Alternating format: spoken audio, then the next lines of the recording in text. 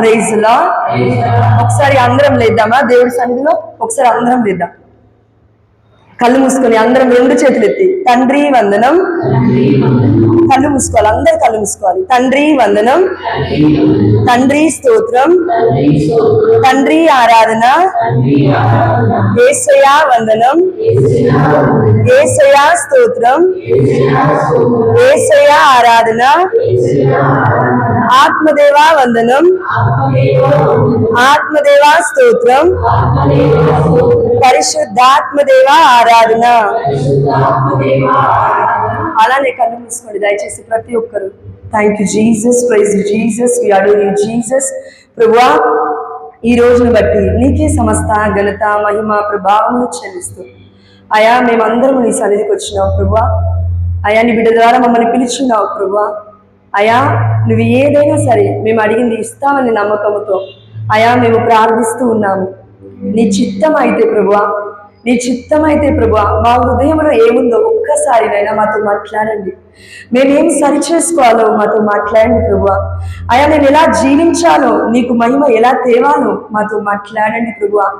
మా అమ్మ మరియ తల్లి నిత్య సహాయ మాత మధ్యవర్తిత్వ ప్రార్థన ద్వారా ఇక్కడ ఉన్న ప్రతి ఒక్క బిడ్డ యొక్క హృదయము లిదియా హృదయం వలె యేసు నామములో తెరవబడునుగాక. ఆమేన్, హల్లెలూయా.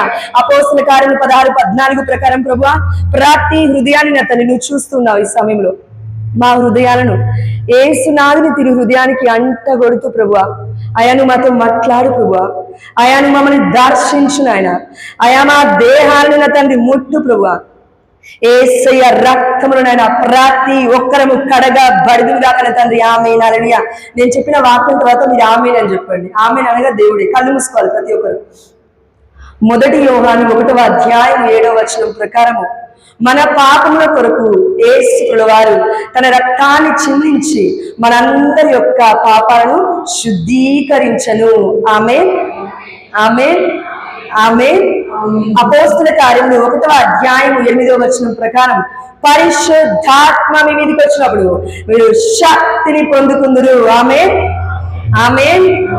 అపోస్తల కార్యములు 2వ అధ్యాయం 4వ వచనం ప్రకారము వారందరూ పరిశుద్ధాత్మతో నింపబడి.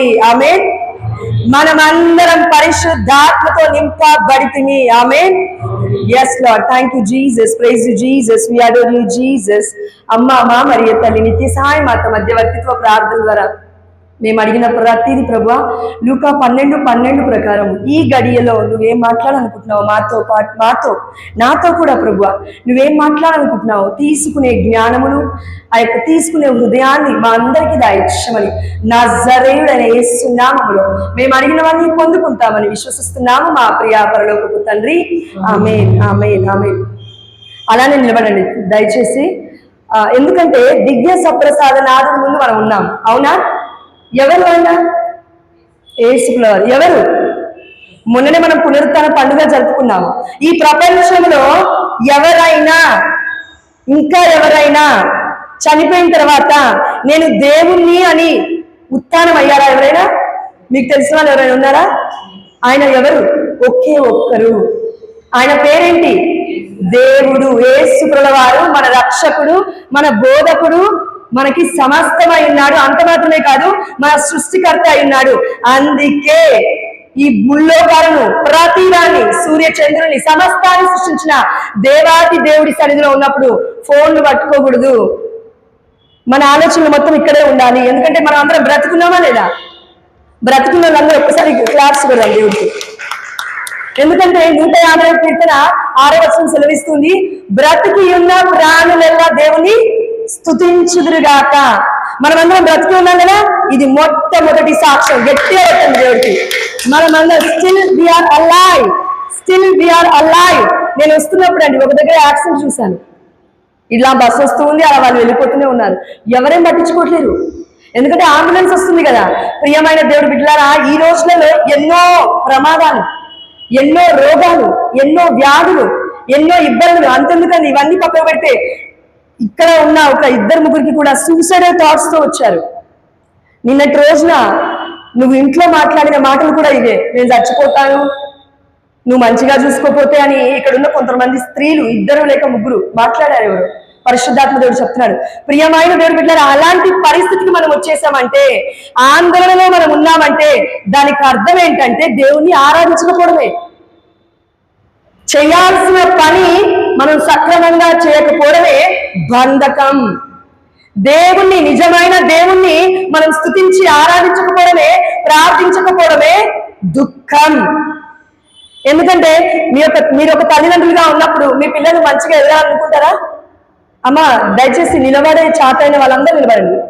కాళ్ళ నొప్పులు ఉన్నాయి, నేను నిలబడే పరిస్థితులు లేనన్న వాళ్ళు మాత్రమే కూర్చోండి. దేవుడి సన్నిధి మనం ఎంత తగ్గితే చెప్పండి, ఎస్ అంత హెచ్చింపబడతాం. ఇదేది కేవలం మాట కాదు, ప్రతి వాక్యం it's a prophecy from heavenly father. దేవుడి నోటి నుండి వెలువడిన ప్రవచనం తప్పకుండా యేసు నామములో జరిగి నెరవేరును గాక. ఆమేన్. ప్రియమైన దేవుని బిడ్డలారా, మనం అందరం ఇక్కడ ఉన్న వాళ్ళందరూ చాలా మంది ఆందోళనలో ఉన్నామని పరిశుద్ధాత్మ దేవుడు చెప్తూ ఉన్నాడు. ఆందోళన. రెండోది భయం. రేపు ఏమవుతుంది, నా జాబ్ ఏమవుతుంది, నా భర్త ఏంటి ఇలా అయిపోయాడు, నా పిల్లలేంటి ఇలా దారి తప్పిపోయారు. చూడండి, ఏ చర్చికి వెళ్ళినా దేవుడు ఇలా మాట్లాడు, అక్కడున్న ప్రజల మనస్థితిని బట్టి మాట్లాడతాడు. అదే గిఫ్ట్ ఆఫ్ అండర్స్టాండింగ్ అంటే పరిశుద్ధాత్మ దేవుడు ఏ బిడ్డలలో అయితే ఉంటాడో అండి, అది దేవాదేవుడు రివీల్ చేస్తాడు, వ్యక్తపరుస్తాడు.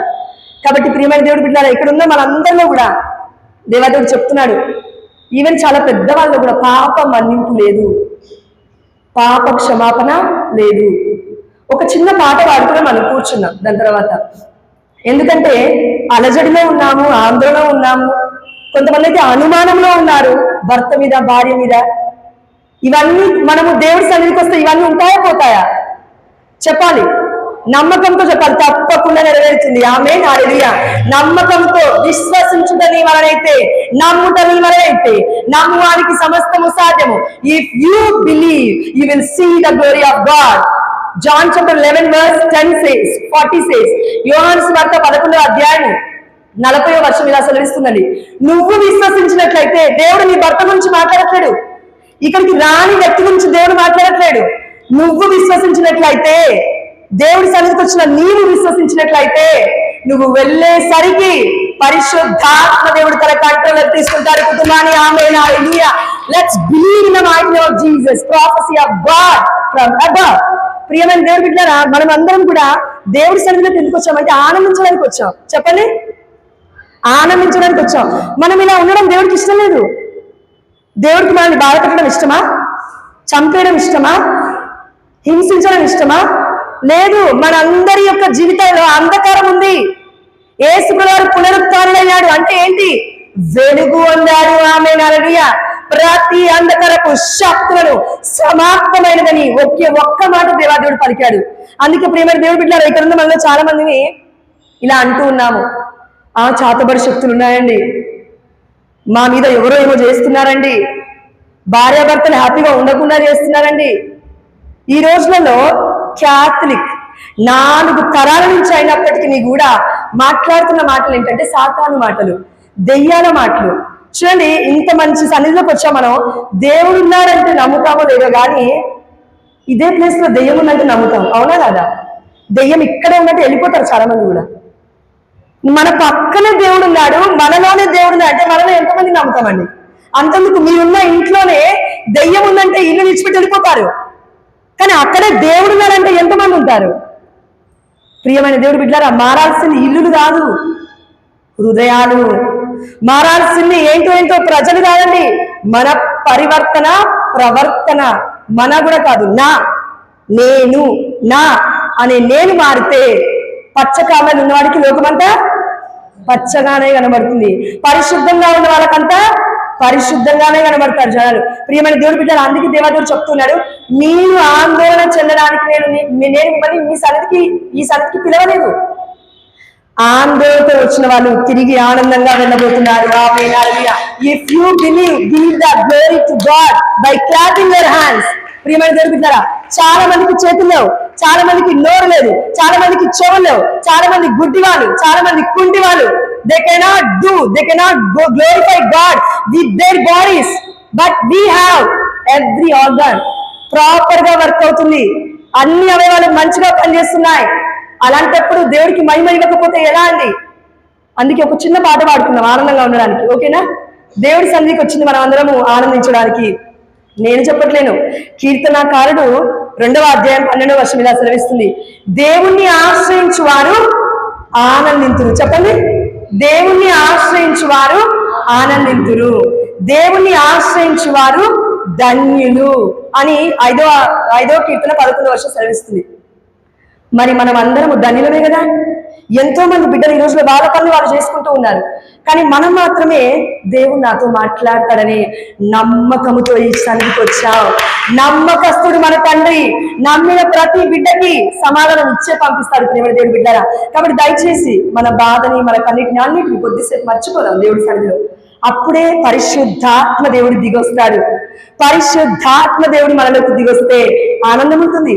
ఆత్మ ఫలాలు అవే కదా. అందుకే నేను ఒక పాట పాడతాను, దాన్ని మీరు రిపీట్ చేయండి, సరిపోతుంది. వీలైతే డాన్స్ కూడా వేయండి. దేవుడి సన్నిధిలో దావీదు నాట్యం ఆడాడా లేదా? అనొద్దు, కుప్పిగింతలు వేయడానికి నేను ఇక్కడ రాలేదు అని. సిగ్గుపడే వాళ్ళు అలా మాట్లాడతారు, వాక్యం ఏంటో తెలియని వాళ్ళు అలా మాట్లాడతారు. దావీదు నాట్యం ఆడాడా లేదా? బైబిల్లో ఉందా లేదా? మరి నాట్యం ఆడితే తప్పేంటి? అంటే మన సినిమా పాటలకు డాన్స్ అంటే మనం దేవుడి సాంగ్ చేస్తున్నాం. స్తుతి స్తుతి స్తుతి స్తుతి ఆరాధన, హల్లెలూయా హల్లెలూయా ఆరాధన. లిఫ్ట్ అప్ యువర్ హ్యాండ్స్, చేతులెత్తండి దయచేసి. హల్లెలూయా హల్లెలూయా ఆరాధన, స్తుతి స్తుతి స్తుతి స్తుతి ఆరాధన. చిన్నపిల్లలు అందరూ దయచేసి ఇలా అయ్యండి, ఇలా అయ్యండి. ఆరాధన, స్తుతి స్తుతి స్తుతి స్తుతి ఆరాధన, హల్లెలూయా హల్లెలూయా ఆరాధన. ఆరాధింతును అన్ని వేళలా, ఆత్మతో సత్యముతో ఆరాధింతును. అన్ని వేళలా ఆత్మతో సత్యముతో ఆరాధింతును. నా ప్రాణ ప్రియుడు యేసయ్యకు, నన్ను కన్న తండ్రి నా యేసుకు. నా ప్రియుడు యేసయ్యకు, నన్ను కన్న తండ్రి నా యేసుకు. స్తుతి స్తుతి స్తుతి స్తుతి ఆరాధన, హల్లెలూయా హల్లెలూయా ఆరాధన, స్తుతి స్తుతి స్తుతి స్తుతి ఆరాధన, హల్లెలూయా హల్లెలూయా ఆరాధన. కూర్చోండి అందరు దయచేసి. Thank you Jesus, praise you Jesus. చూడండి, ఆరాధించేవాడు ఎప్పటికీ ఆనందిస్తాడు. దేవాదేవుడు అంటూ ఉన్నాడు పరిశుద్ధమైన పట్టణాల్లో, నువ్వు నన్ను ఎంతగా ఆరాధిస్తావో అంతగా నువ్వు ఆనందిస్తావు. ఆమె ఎంతగా నేను దేవుణ్ణి స్తుతిస్తానో అంతగా మన పరిస్థితులు మారుతాయి. ఆమె మనం ప్రార్థన చేయలేకపోయినా కనీసం ఆమెనన్నా చెప్పాలి. ఎందుకంటే ఆమెన్ అంటే ఏంటి? అట్లే నెరవేరును గాక. ప్రియమైన దేవుడి బిడ్డలారా, దేవుడి సన్నిధిలో ఉన్నప్పుడు అందరం ఒకటే, అవునా కాదా? యేసయ్య శరీరంలో భావిస్తున్నామా కాదా? నువ్వెవరో నాకు తెలియదు, నేనెవరో నాకు తెలియదు కాదు. We are neighbours. నా మీద ఎందుకు కోపం? పరిశుద్ధులు చూస్తే అపరిశుద్ధులు కోపం వచ్చినట్టు, అపరిశుద్ధ వాళ్ళని చూస్తే పరిశుద్ధుల కోసం నా మీద ఎందుకు కోపం కదా? నాకు మీ మీద ఎందుకు కోపం? దేవుడి సన్నిధికి వచ్చాము, యేసయ్య శరీర రక్తాలను మనం భుజించాము. ఆ రక్త శరీరాలను మనం ఏమవుతున్నాం? ఒకే శరీరముగా మారుతున్నాం, ఒకే దేహముగా మారుతున్నాం. ప్రియమైన దేవుడు బిడ్డారా, మనలందరినీ ఆ దేవదేవుడు అడుగుతూ ఉన్నాడు, ఎందుకు ఆనందంగా లేదు? ఇప్పటివరకు మనకు అదే ధ్యానించుకుంది, స్తుతించాలి, ఆరాధించాలి. ఎందుకు ఆనందంగా లేవు? ఆనందంగా లేకపోవడానికి మొట్టమొదటి కారణం క్షమాపణ లేని మనస్తత్వం. అంటే ఏంటది? మన మనసులో ఎవరో ఏదో అన్నప్పుడు బాధ అనేది కలుపుకొని తగులుతుందండి, ఒక గాయం లాగా ఏర్పడుతుంది. ఆ గాయం పెద్దదయ్యి పెద్దదయ్యి పెద్దదయ్యి ఆ వ్యక్తి ఎదురుగా వచ్చిందనుకోండి, మరలా నొప్పిలేస్తుంది, మరలా బాధ అవుతుంది. అయ్యో ఇదేదో బయట వాళ్ళకి జరగట్లేదండి, భర్తను చూస్తే భార్యకి జరుగుతుంది, భర్త భార్యను చూస్తే జరుగుతుందంట, పిల్లలను చూస్తే తల్లిదండ్రులు జరుగుతుంది, పిల్లలకి తల్లిదండ్రులు చూస్తే గుండెలో గాయమవుతూ ఉంది. ఎందుకు ఇదంతా? ఎందుకండి ఈ గాయాలు ఎందుకు అవుతున్నాయి? ఈ గాయాలు అయ్యి అయ్యి అయ్యి ఏమవుతుందంటే లిటరల్ గా, దయచేసి ఫోన్లు ఎవరు చూడొద్దండి. దేవుడి సన్నిధిలో దేవుడిని నువ్వు ఎంతగా ఆరాధిస్తావో అంతగా దేవుడు దీవించి పంపిస్తాడు. అయోగ్యకరముగా దేవుని దివ్య సప్రసాదనాదుడు ముందు. అంతేకాదు, 1 కొరింథీయులకు రాసిన లేఖలో 11వ అధ్యాయం మనం చూస్తున్నాం, దేవుడి దివ్య సప్రసాదాన్ని అయోగ్యముగా స్వీకరించిన వాడు వ్యాధిగ్రస్తుడు అవుతాడని ఉంది. ఉందా లేదా? అది నేను చెప్పలే కదా, దేవుడు చెప్తున్నాడు. యేసు వారికి ఆ దేవాదేవుడు ఇచ్చిన గొప్ప అధికారం ఏంటంటే తండ్రి కుమారుడికి. ఫిలిప్పీయులకు రాసిన లేఖ 2వ అధ్యాయం 10వ వచనం సెలవిస్తుంది, పునరుత్థానుడైన క్రీస్తు దేవాకి దేవుడు సూర్య చంద్రుని సృష్టించాడు, చెట్లని మొక్కల్ని పుట్టించాడు. ఆది కాలంలో మనం అందరం చూసాం, చీమలు, దోమలు, ప్రాణులు, పక్షులు, ఎగిరే జంతువులు, మృగాలు అన్ని. లాస్ట్కి ఎవరిని చేశాడు? మనిషిని చేశాడు. ప్రియమైన దేవుడు బిడ్డలారా, అన్నిటికీ దేవుడు తన ప్రాణాన్ని ఊదలేదు, మనిషికి మాత్రమే తన యొక్క ముక్కు రంధ్రములలో దేవుడి ప్రాణ వాయువుని ఊదాడు అని ఆది కాండం 2వ అధ్యాయం 7వ వచనం సెలవిస్తుంది. అవునా కాదా? మరి ఇది ఎవరికి ప్రాణం అంటే మనలో ఎవరున్నారు? అయితే నీ భర్త శత్రువు కాదు నీకు, నీ భార్య శత్రువు కాదు నీకు. ఒకవేళ అందులోకి దేవుడు కాకుండా సాతాను గారు ఎంటర్ అయ్యేలాగా మనమే చేసుకున్నామేమో, మన ప్రవర్తన ద్వారా, ప్రార్థనకి రాకుండా, దివ్యమైన సన్నిధికి రాకుండా, దివ్య సప్రసాదనాన్ని యోగ్యకరంగా స్వీకరించకుండా, విశ్వాసం లేకుండా ఎలా చేసినా ప్రార్థన దేవుడు వింటాలే, వినకపోతే ఏం చేస్తాడు? వింటాలే. మనిషి కాదమ్మా దేవుడు. అందుకే ఫిలిప్పీయులకు రాసిన లేఖ 2వ అధ్యాయం 10వ వచనం సెలవిస్తుంది, ఆయన దేవుని కుమారుడైనప్పటికీ మరణము వరకు విధేయుడై ఉండను కనుక ముల్లోకాలకి అధిపతిగా ప్రతి నాలుక యేసే నా దేవుడు అని ప్రకటించాలి, ప్రతి మోకాలు వంగాలి అని ఆ దేవాదేవుడు మనందరికీ చెప్పినాడు. ఆమేన్, హల్లెలూయా. మరి మనలో ఎంతమంది నాలుకలు ప్రతిరోజు యేసు నామాన్ని ప్రకటిస్తూ ఉన్నాయి? ఎంతమంది మోకాళ్ళు దివ్య సప్రసాదనాడు ముందు, అదేవిధంగా ఇంట్లో ఉన్నప్పుడు నా దేవుడు నా ఇంట్లో ఉన్నాడు, అంతెందుకు నాలోనే ఉన్నాడు అని మోకరించి మనం ప్రార్థన చేయగలుగుతున్నాం. చాలా మందికి కంఫర్ట్ జోన్ ఎక్కువైపోయింది, ఏసీలు ఎక్కువైపోయాయి, వాషింగ్ మిషన్లు ఎక్కువైపోయాయి, వంట రూమ్లలో అన్ని షార్ట్ కట్ అయిపోయాయి. మా అమ్మ అంటూ ఉండేది, ఇప్పుడు అన్ని ఆటోమేటిక్ వచ్చేసాయి, కానీ అప్పట్లో మేమైతే రోజు మొత్తం పనే ఉంటుండే మాకు. ఈ రోజుల్లో అమ్మ తప్పుగా తీసుకోకండి దయచేసి, స్త్రీలకి పని లేకనే గొడవలు. ఉండే వాళ్ళకి ఉంది, జాబ్ చేసే వాళ్ళకి, మిగతా వాళ్ళకండి పని లేకనే గొడవలు. ఎందుకు? ఫోన్ చూసి ఈ భార్య ఈ భర్త ఎలా ఉన్నారు, మనం ఇద్దరం అలానే ఉన్నారయ్యా. Expectations kills your joy, right? నీ యొక్క ఆలోచన ఎలా ఉంటుందంటే, మన ఆలోచన అబ్బా ఇది జరిగితే బాగుండు, మన ఊహకి మించిన ఆలోచనలు. డబ్బు లేదు కానీ బంగ్లాలో ఉంటే బాగుండు, కారు లేదు కానీ కారులో తిరిగితే బాగుండు, ఇల్లు పెద్దది లేదు పెద్దగా ఉంటే బాగుండు. అంటే ఉన్న దాంట్లో సంతృప్తి పడకుండా మనం జీవిస్తున్నామేమో, ఉన్న దాంట్లో సంతృప్తికరంగా మనం జీవించలేమో. తల్లిదండ్రులు పిల్లలు అనుకుంటున్నారు, ఈ నాన్నకి ఈ మా అమ్మకి నేను వేస్ట్ పుట్టాను, మంచి పెద్ద రిచ్ వాళ్ళ ఇంట్లో పుట్టుంటే బాగుండేది, నాకు కష్టాలే ఉండకపోయేది. అదే ప్రశ్న, అదే ఆలోచన అమ్మ నాన్న అనుకుంటే నువ్వు నేను పుట్టాం కదా, అవునా కాదా? చిన్నపిల్లలు నువ్వు నేను పుట్టము. ప్రియమైన దేవుడి బిడ్డలారా, వారు ఒక్కొక్కటి చిన్న చిన్న పనులు చేస్తూ చేస్తూ చేస్తూ పగలనక రాత్రులక ఎన్నో పనులు చేస్తూ మనల్ని చిన్నప్పటి నుంచి ఇప్పటి వరకు పోషించడానికి వారి జీవితాన్ని ప్రాణంగా పెట్టినారు. వాళ్ళ గట్టిగా క్లాప్స్ కొడదామండి తల్లిదండ్రులకి. ప్రియమైన దేవుడి బిడ్డలారా, ఎందుకంటే మనం ఏది విత్తుతామో అదే కోస్తాం. మనలో చాలా మంది స్త్రీలను చాలా ఇంటలెక్ట్ గా ఆలోచిస్తాం.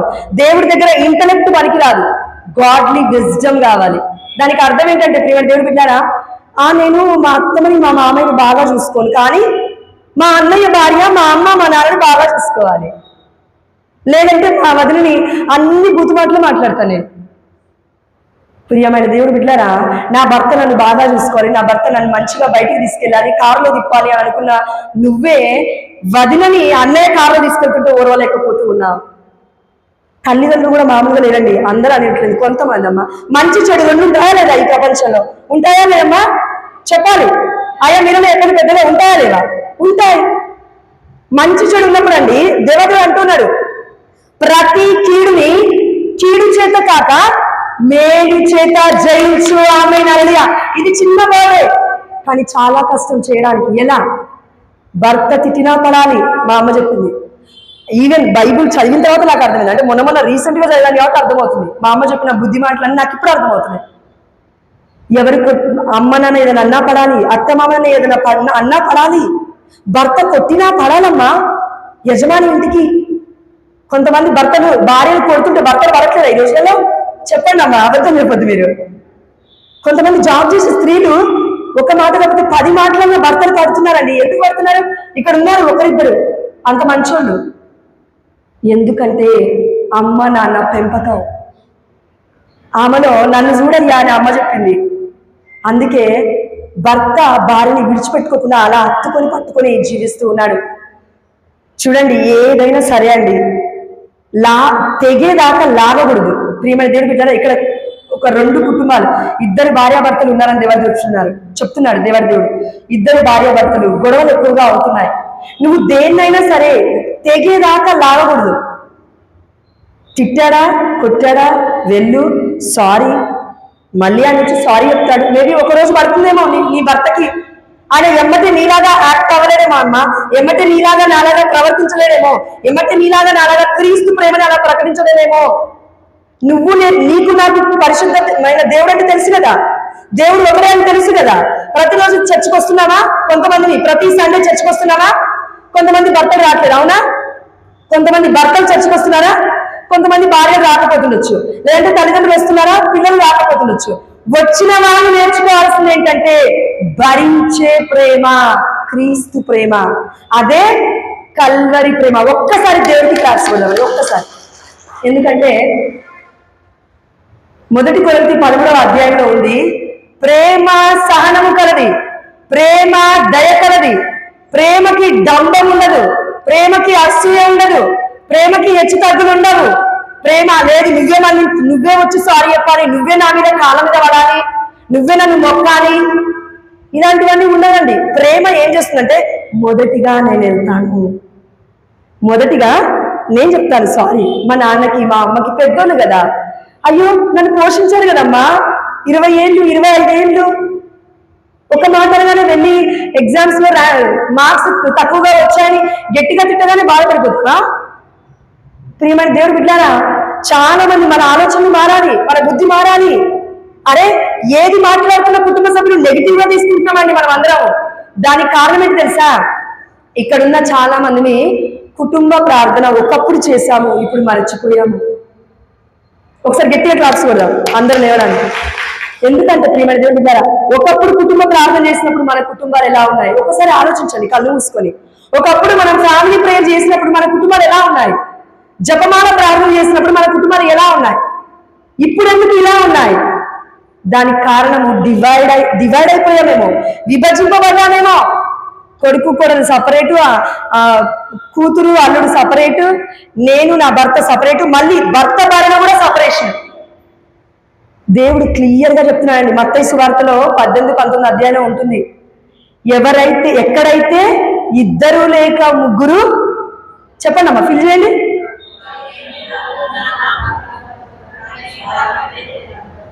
ఒక్కసారి ఆలోచన చెప్పండి మళ్ళీ. ఎక్కడైతే 2 లేక 3 కాదు, ఎక్కడైతే 2 లేక 3 ఏక మనస్సులై, ఆమేన్ హల్లెలూయా, ఏక మనస్సులై. This is important.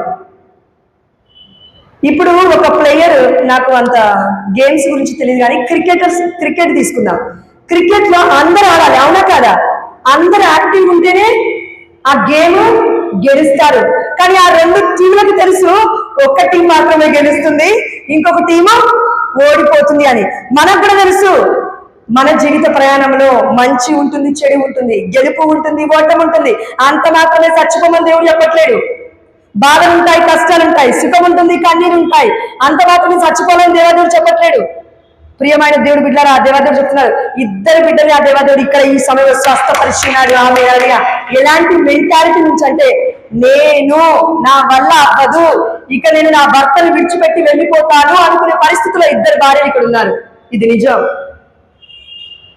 హోలీ మాసం అయిపోయిన తర్వాత గురువు దగ్గర మీరు బ్లెస్సింగ్ తీసుకోండి. దేవాది దేవుడు పరిశుద్ధాత్మ దేవుడి యొక్క అభిషేకం మనకి ఎవరి ద్వారా వస్తుంది చెప్పండి అమ్మా? గురువుల ద్వారా అభిషక్తులు, వాళ్ళ పేరే అభిషక్తులు. ప్రియమైన దేవుడు బిడ్డారా, అదేవిధంగా మనం అందరం గుర్తుపెట్టుకోవాల్సిన అంశం ఏంటంటే, ఎన్ని పరిస్థితులు వచ్చినా, ఎన్ని ఇబ్బందులు వచ్చినా, ఎన్ని ఇక్కట్లు వచ్చినా, ఎన్ని కష్టాలు వచ్చినా, ఎన్ని నిందలు వచ్చినా, ఎన్ని అవమానాలు వచ్చినా, నేను నిలకడగా ఉండాలి. ఎలా చెప్తారా ఎవరైనా? ఎలా అని చెప్పండి. మనలో చాలా మంది క్యాథలిక్స్ ఉన్నాము. దేవుడు అంటే మనకు తెలుసు, ప్రేమ అంటే ఏందో మనకు తెలుసు. ఎలా ఉండాలి నిలకడగా? విశ్వాసం. ఇంకా అక్క అదే నమ్మకం అంటే విశ్వాసం. ఓకే అక్క, సహనం. ఇంకా ఒకసారి అందరం వేద్దామా? ఒకసారి అందరం